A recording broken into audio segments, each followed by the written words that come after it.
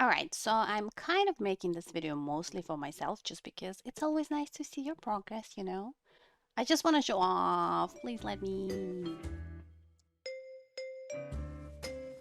Hello everyone, I'm Kat and today I thought I'd take you all along on my model making journey. And when I say model, I mean this very cat you see on your screens. But aside from this cat, I've also made a few other models that I'd like to show you all. Um, yeah, this means that I'm not actually a cat in real life. Gasp! So, first things first, I try and briefly describe the basic process of creating a model like this. And when I say briefly, I mean this is going to be like super general. So for all of those who know what I'm talking about, don't come at me. I'm just trying to keep it simple. Okay, so step one. Using a drawing software, I created a drawing of my character. Every part of the character that needs to move separately needs to be on its own layer, like this. I used Live2D Paint for that. Step 2. I transferred the drawing into a program called Live2D, which I quote unquote animated. I'm trying to do like air quotes, but you can't see my hands because this model doesn't have hands. But basically, I animated my model. It's not exactly animation, it's more like assigning how each part moves.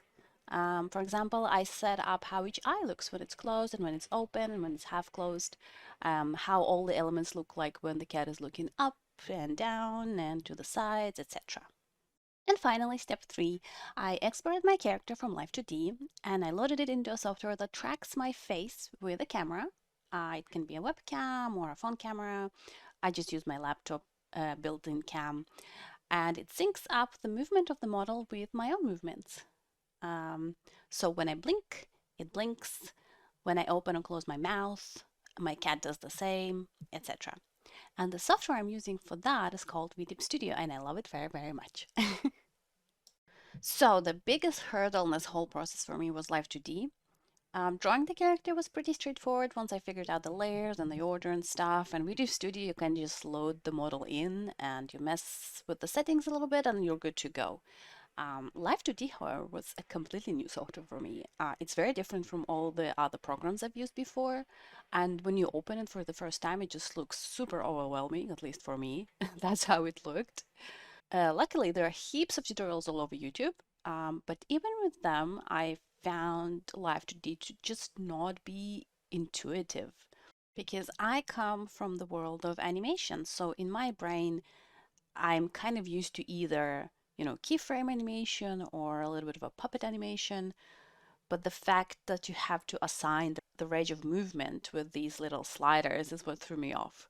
But somehow, through a whole bunch of trial and error, I managed to figure out what to do and make this model. This is the original cat that if you look at the videos from about a year ago, you can see that model in those videos. Looking at it now, it is definitely quite wonky. The face looks all squished when it looks down, the mouth looks weird. It doesn't sync up well when I speak. I really messed up the mouth animations and stuff. There are no secondary emotions on the smaller elements like the scarf, the whiskers, etc. And like in general, the expressions are just kind of meh. Still, I was super pleased with it at the time. But the process of learning this program was just like really painful. So I decided never again. I'm never going to make another model, and I'm happy with my cat. Well, I guess I should never say never because after a full year of not touching Live2D, I got some time off work and I'm not sure what happened, but I had this sudden urge to relearn the software. And it was definitely relearning because I've forgotten everything. It's like my brain did not retain any information about how to work with this program. So I had to just start from scratch. The second time around, the whole learning process wasn't as bad though, so there's that.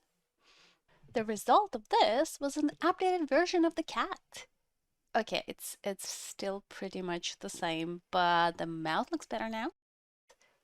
Yeah, I wasn't happy with this at all. I counted that as a failure. So yeah, I was just tired of staring at the stupid cat and trying to make it work. So I decided, you know what, let's just make a different model. So I made this weird plant creature.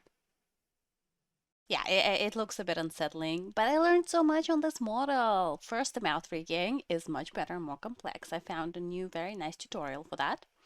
Also, this is technically a full body model since my cat is like a shoulders up model. Though, to be fair, the plant doesn't have much of a body, it's literally just a pot. And also, I started figuring out Live2D physics. Okay, I guess I better explain a little just what that means, Live2D physics. I'll try my best since I don't entirely understand it myself. I'm still learning, but here we go.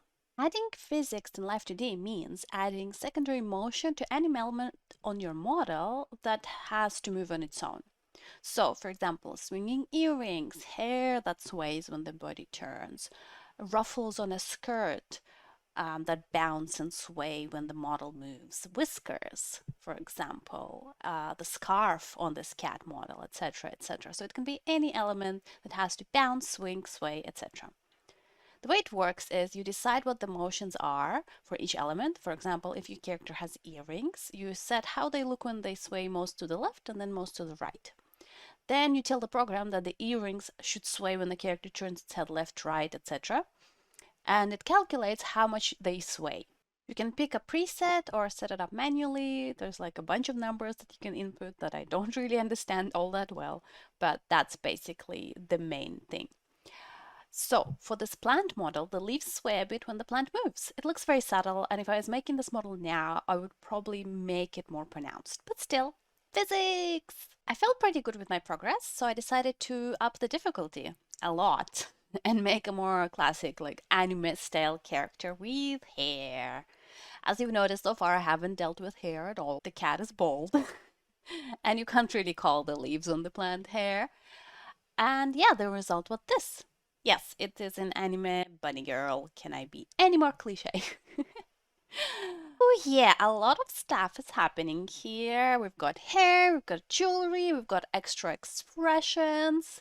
This was a really big jump for me. Even though looking at it now, there are quite a few issues. The pendant motion looks really weird. The hair looks super stiff, the clothing is stiff. Just wonky.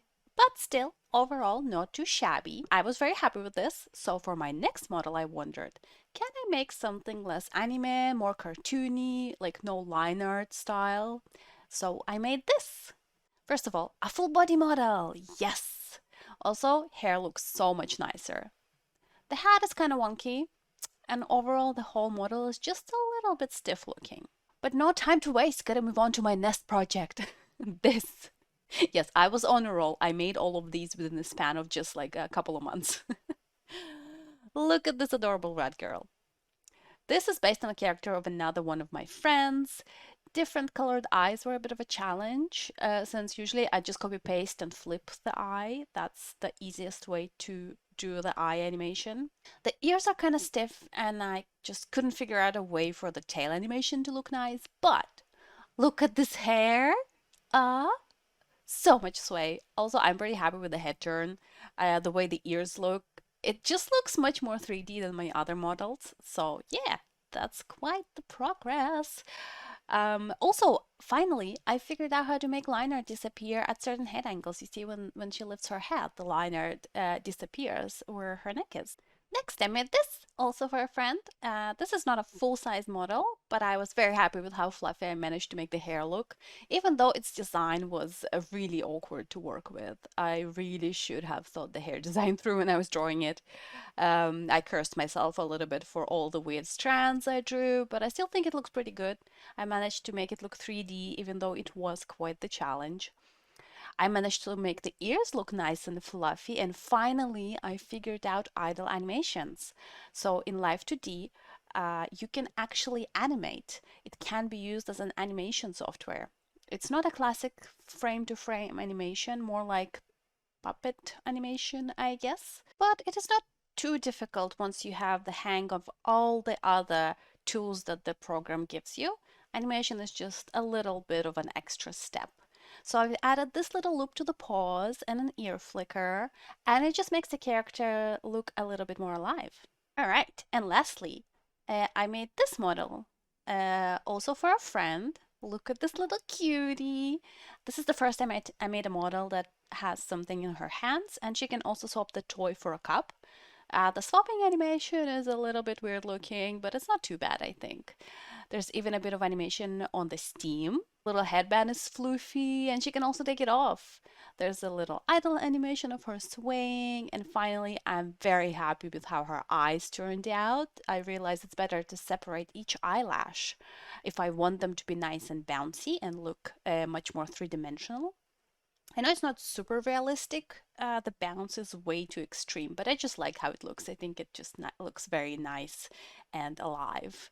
Okay, now after all that learning experience, I decided to go back to my bunny girl model and my little witch model and do a little bit of extra polish. For bunny girl, I made her into a full body model. Look at that! She has a long fluffy skirt, she has legs. Also, the hair looks so much better now. I fixed the pendant to look a bit more natural and in general made her look less stiff. I also decided to add little side bangs so the head turn would look less creepy because she doesn't have human ears, she only has bunny ears. Yeah, but I think she looks really nice now. The Bear Witch also got her hair fixed. The hat angles look better, and she's not as stiff. I made her just like a little bit more bouncy in the body. And there's a little wiggle on the leaves. Yeah, I'm very happy with her actually. I didn't like her as much when I first made her, but now I'm really happy with her. Whew, nice. We are almost done. After all that, finally, I went back to my cat and completely re-rigged her. And look at her now. Whiskers wiggle, the scarf sways, face angles look so much better.